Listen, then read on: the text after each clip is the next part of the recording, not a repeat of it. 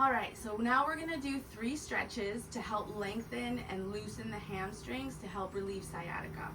So you wanna first come into a sit-up position with your legs and lean back onto, or lay back onto your back.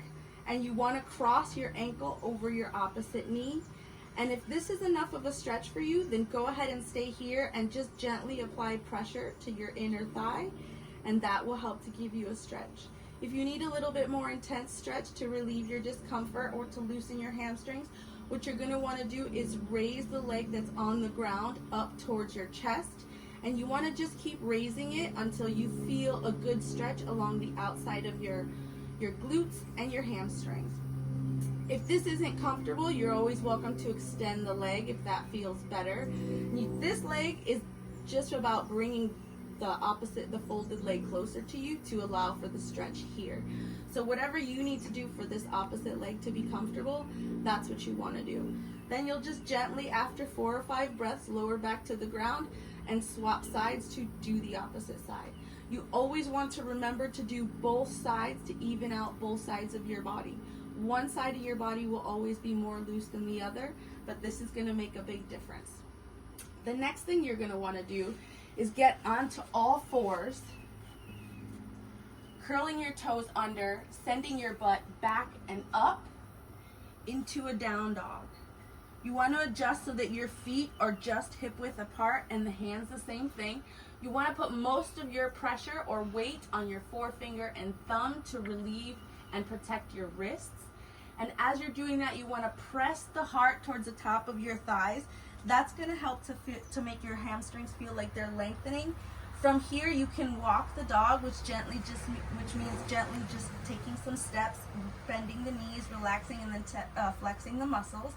Come up onto your tippy toes, reach all the way down. When you feel comfortable in this position, grab one hand and reach over to the opposite knee. That's going to intensify the stretch. You're going to feel that come all the way down into your calf. Once again, remembering to always do both sides to create balance in the body.